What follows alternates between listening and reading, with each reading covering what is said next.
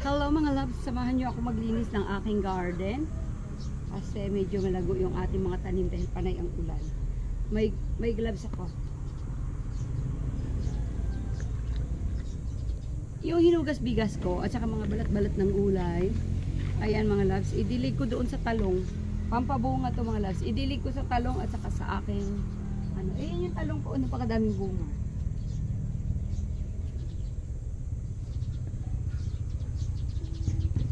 Napakadaming bunga ng talong ko mga loves. Ano to magandang pampabunga to ng mga tanim. Yung mga ayan yung mga look at that, yung mga talong ko napakadaming bunga at saka itong mga okra ko medyo malago na siya. Dinidigan ko rin ito. Kahit basa, dinidiligan ko sila kahit nauulanan, dinidiligan ko sila ng ganito mga loves, yung hugas bigas kasi pampataba talaga to ng mga ng mga tanim at saka pampabunga na rin. Doon tayo, malalago na yung mga tanim ko.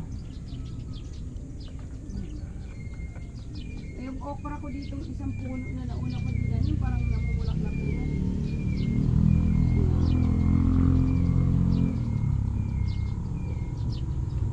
Ganon ginagawa ko sa hinugas na bigas. Iniipon ko, tapos nilalagyan ko ng mga balat-balat ng gulay, mga balat ng prutas, tsaka ko, ididilig ko sa aking mga tanim. Ayan. Tingnan nyo yung mga tanim ko. Yung aking ampalaya. Ayan yung ampalaya ko, tingnan nyo. Diba? Gumapang na siya, ang taas niya na. Andun na siya Ayan na siya mataas na yung ampalaya ko. Gumapang na. Yung isa, sabay ko yun sila tinanim. Pero yung isa medyo nabansot. Ayan kaano lang niya. Ayan kaumpisa lang niyang ayan kaumpisa niya lang gumapang. Pero itong isa talaga, ang taas niya na. Ayan na siya. Kita nyo? Ayan. Tapos yung talong ko, papakita ko sa inyo. Kung gaano kadaming bunga. Ayan. Nakita nyo yan? Yung mga bunga na yan? Ayan Ayan. Diba ang dami? Thank you sa maraming bunga na binigay nyo. Ayan. Maliliit pa. Lagi akong nag-harvest dito mga loves. Ayan. Ang dami niyang bunga. Ayan Ayan. Tapos meron pa dito. Dalawa yan silang puno. Ayan no, isang araw lang. Ay kahapon lang nag-harvest ako dito Ayan yung bunga-bunga niya. Ayan. Diba? Mahaba siya. Tapos yung aking saluyot. Tingnan nyo naman yung aking saluyot. Ang tataba. Mahal din kayo ng saluyot pag bumili ka guys. 10 piso kakaunti. Tapos yung aking mga alugbati. Ayan. Ayan. Matataba ang mga tanim ko dito. Ayan yung aking mga okra. Ang dami kong tanim na okra. Yung pichay ko, ginulayan ko na yung pichay ko. Wala na. Ayan, tinanggal ko na ginulay ko na nung nakaraan. Ito natira bansot.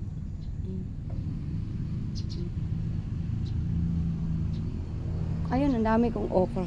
Kita nyo? Ayan, mga okra. Dami kong okra, din saluyot.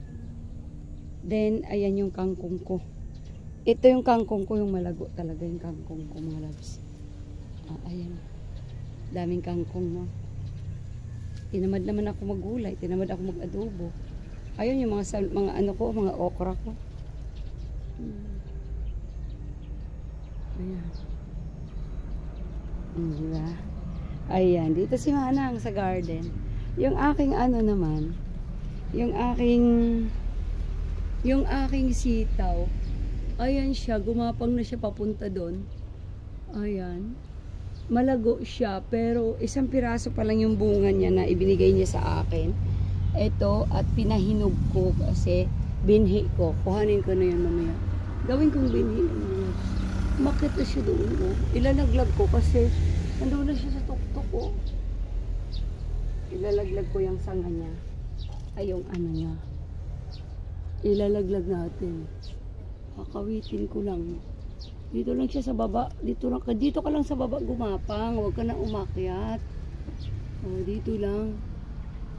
Oh, diba? Kasi ang tangkad niya na.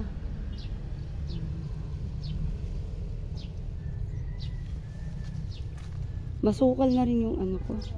Tapos may sili ako dito. O, tingnan niyo. 2 puno to eh. Kaso lang, nung lakas ng hangin, lakas ng ulan na may kasamang hangin, nabali siya. Kaya ayan na lang siya ngayon, 1 piraso.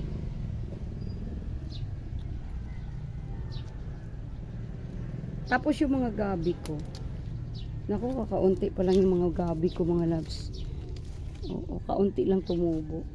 Ayan lang siya. Diba? Talagang namatay kasi sila talaga nung tag-init. Kaunti lang tumubo. Ayan, mga okra ko. Oh. See? Ang dami kong tanim dito.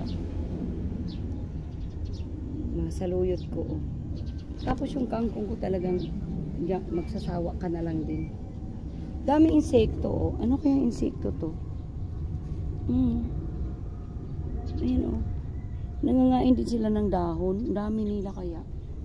Hindi na kasi ako nakapagsiga dito. Ayan oh, dami nila oh. Lumilipad yan sila. Diba? Ayan oh. Oh, diba? Lumilipad yan. Dami nila lumilipad yan. Ayan yung mga okra ko.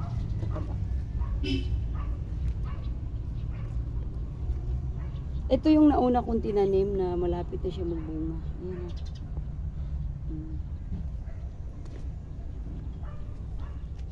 Gusto kong pumunta doon sa puno ng kawayan, guys. Maghanap ako ng labong. Gusto kong maggulay ng labong. Yung mga tanglad ko. Pag bumili ka ng tanglad sa palengke ngayon, mga lap, yung 5 piso kakaunti. Ay, wala na nga 5 piso. 10 piso nga eh. Magbunga ka ha, ang palaya ko. Ayan, may mga tanim ko, mga loves. Kinakausap ko yan.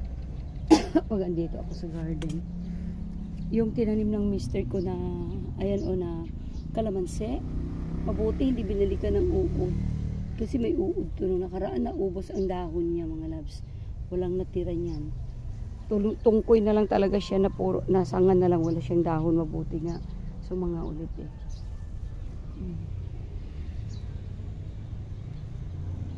Dito ka lang. Ang daming langgam dito, kaya kailangan maingat ka rin sa magdadamo ako eh. Kaso, ipakita ko sa inyo yung aloe vera ko. May aloe vera din ako dito eh. Nilagay ko sa sulok kasi nung panay ulan, naaano siya. Ayan o.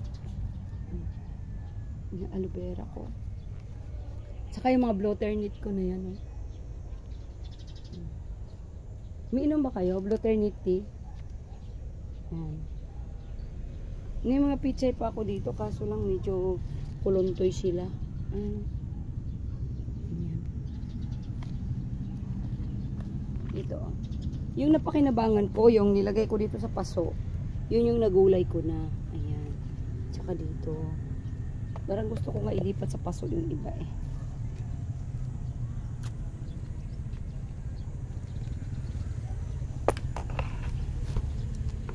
Magdamo na ako, mga loves. Magdamo na ako. Magtanggal ako ng damo.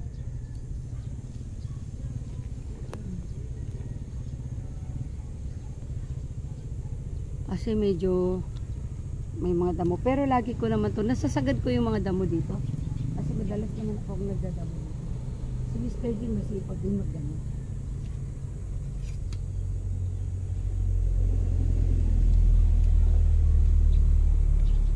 Ito ang dami kong sangit, tawagin ko sa amin sangit.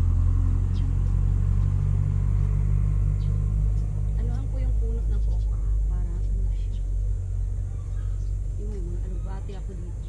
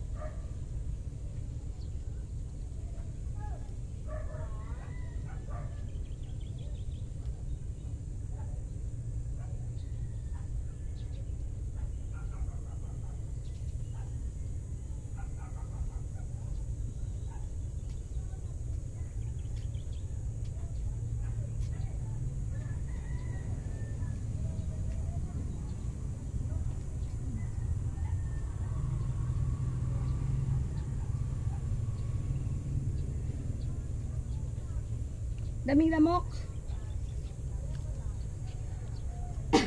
Daming nangagat na lamok.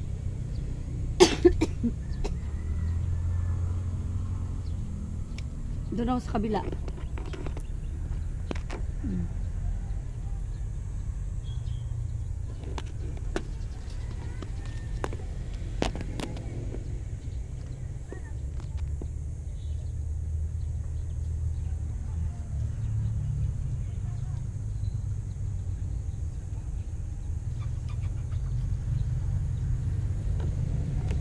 Ang daming ano guys, daming nangangagat na lamok. Kaya gusto ko dito sana magsiga eh. Para ano, maano ko sila. Mataboy. Ay, diba?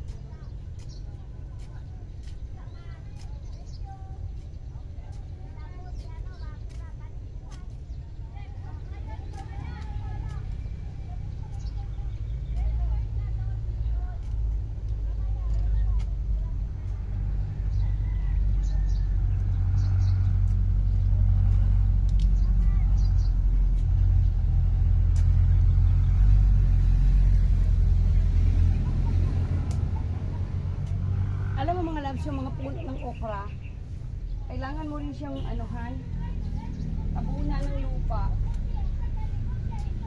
para ampunan ba kumbaga.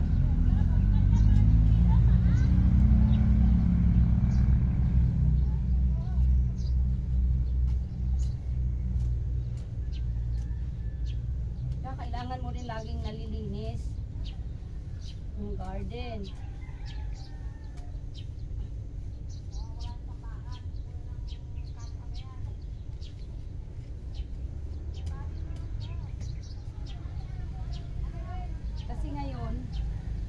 Tag-ulan, mabilis lumago yung mga damo. Kaya lagi kong dinadalaw sa garden ko.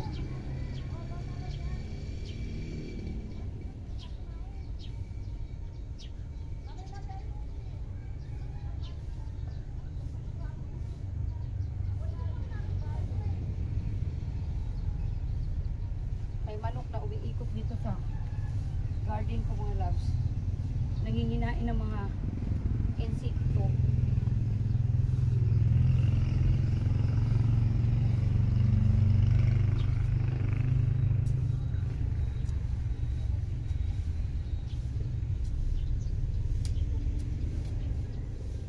Yung ano ko, pichay ko mga loves sa dito ko lang tinanim sa lupa. Ilipat ko dito sa paso. Mas lumalago siya pag sa paso.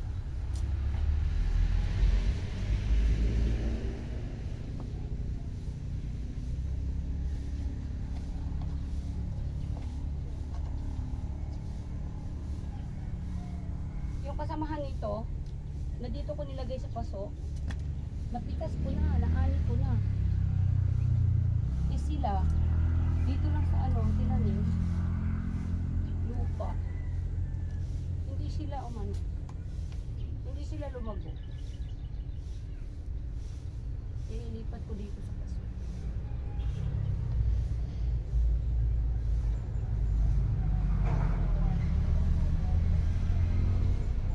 Walang fertilizer ito mga loves. Ang nilalagay ko dito, dinidilig ko lang dito ay hinugas na bigas.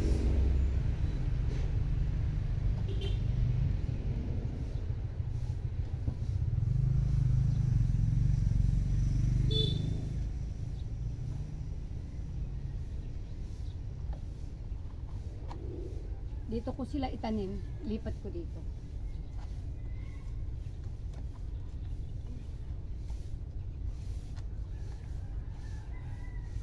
Dito ako tuwing umaga sa garden ko mga loves pag hindi ako busy. Sa umaga.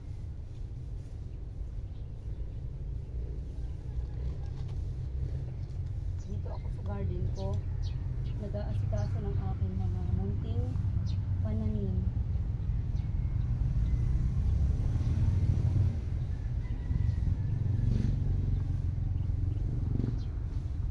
Ayan o. Nilipat ko sila. Lumago kayo ha. Mapakinabangan ko naman kayo.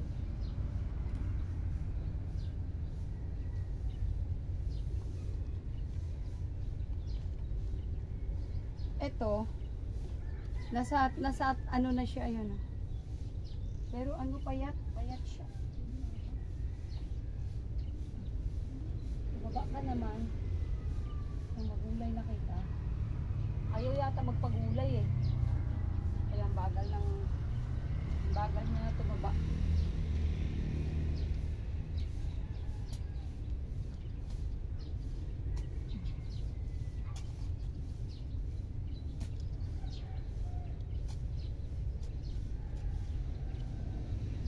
Dami ko ditong puno ng okra.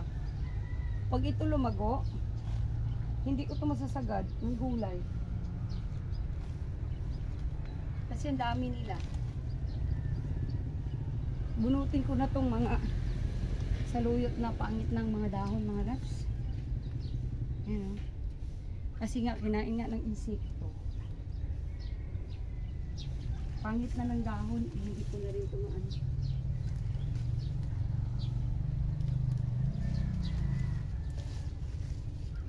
Hindi ko na rin ito magulay. Total naman, napakadami kong puno.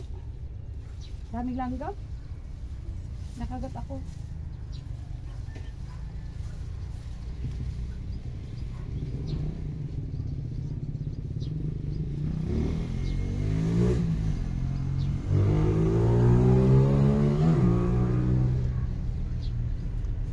Pakita ko sa inyo yung ginawa ko sa mga puno ko ng ano. Ayan o, inanuhan ko ng lupa yung mga puno ng aking okra. Ayan o. Para tataba sila guys. Tapos yung mga damo, nilagay ko na rin dyan sa puno para dyan na rin siya mabulok at tataba, pampataba din yan. Kukuha ko doon ng malunggay kasi yung kapitbahay ko nang hingi ng malunggay at papasok na ako sa loob. Pawis na ako. Ayan. Yung mga oregano ko, ayan o. Nasasagad ko rin tong mga oregano ko kasi kumukuha ako dito ng pinang taboy sa lamok. Yan yung ginagawa namin pang taboy sa lamok. Hindi kami nagkakatul guys. Yan yung ano. Kukuha kong malunggay dito. Yung malunggay ko medyo na ayan oh, nababali na nga oh. Natumba kasi siya nung ano. Natumba siya nung ano guys, nung humangin. Natumba siya. Ay yung doon kong kamalunggay, yung matataba, inano na, pinaputol ko sa mistake ko. Aray, ang daming langgam. Ay ano ba yan? Tapos manay lamok na nangagat. Pipitas lang ako dito mga labs kasi. Yung kapitbahay ko kasi, sabi niya, pag umikot daw ako sa garden ko, ay hindi daw siyang malunggay. Ay ayun, pitasan ko na. Dito na rin naman ako. Kasi nung nakaraan nga, pinamputol lang namin yung puno ng malunggay ko. Dahil sobrang lalago na at saka tangkad.